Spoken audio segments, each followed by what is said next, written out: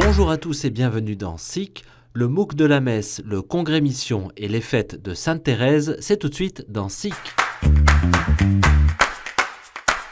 Vous vous posez des questions sur la messe, vous aimeriez mieux la comprendre, savoir pourquoi aller à la messe. Le MOOC de la messe est fait pour vous. À partir d'aujourd'hui, ce projet porté par Famille Chrétienne, Magnificat et MAM vous propose une formation entièrement digitale que tout le monde peut suivre de chez lui et à son rythme. Chaque semaine, 3 petites vidéos de 7 minutes approfondissent une question spirituelle pour mieux vivre la messe et en comprendre le sens profond. Pourquoi aller à la messe ? Eh bien, parce que nous sommes invités, chacun personnellement, par Dieu lui-même, à entrer dans la vie nouvelle qui nous vient du Christ. Vous avez déjà entendu cette parole très forte qui retentit dans chaque célébration de la messe. Heureux les invités au repas du Seigneur. Notre bonheur de chrétien, c'est d'être invité par le Seigneur qui nous rassemble et qui veut que nous le rencontrions de façon intime. Nous sommes invités à vivre un moment d'intimité et aussi un moment de communauté. L'inscription est gratuite et les cours sont interactifs avec des intervenants de plusieurs diocèses et un forum de discussion pour poser vos questions et échanger avec d'autres participants. Alors si vous voulez renouveler votre participation à la messe, rendez-vous dès aujourd'hui à l'adresse lemoocdelamesse.fr. Comment évangéliser et annoncer Jésus-Christ aujourd'hui ? Quels moyens concrets pour proposer la foi ? C'est la question que se sont posées des milliers de chrétiens ce week-end pendant 3 jours, réunis lors du Congrès Mission 2020. Cette année, le thème choisi était « Guérir, bâtir et annoncer ». Une édition particulière en 2020, maintenue malgré les conditions d'organisation compliquées par les mesures sanitaires. Et pour les participants qui ne pouvaient ou ne souhaitaient pas se déplacer, le congrès s'est aussi tenu sur Internet par des retransmissions vidéo en direct. Depuis 2015, cet événement rassemble les chrétiens en quête d'idées et d'outils d'évangélisation, suite à l'invitation du pape François appelant les chrétiens à être des disciples missionnaires. Et lors de la messe de clôture, c'est une annonce exceptionnelle qui a été faite pour la prochaine édition. Pour la première fois depuis sa création, le Congrès Mission sera décentralisé en France, à Lille, Toulouse, Lyon, Rennes et d'autres villes, mais aussi à l'étranger.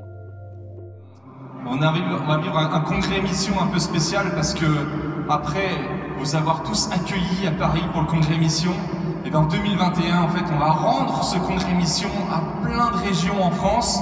Et donc l'idée c'est que ce congrès mission puisse avoir lieu en simultané dans plein de villes en France.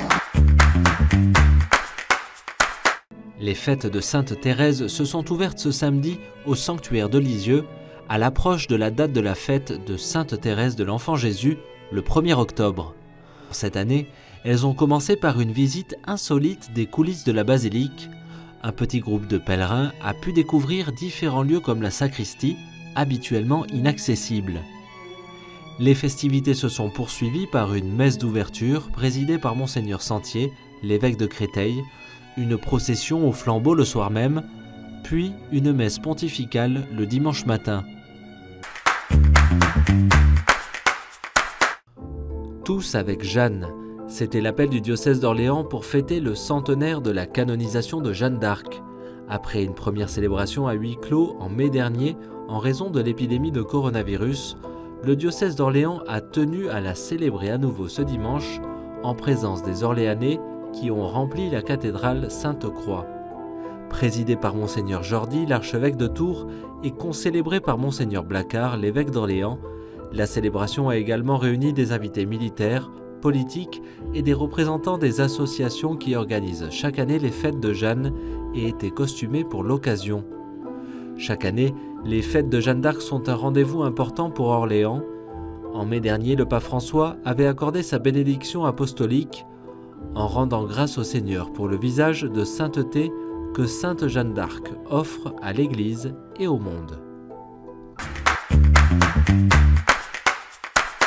À Marseille, le diocèse a fait sa rentrée dimanche avec une messe célébrée en la cathédrale La Major, en présence de centaines de Marseillais et malgré un contexte sanitaire compliqué pour la ville, passée en zone d'alerte maximum il y a quelques jours.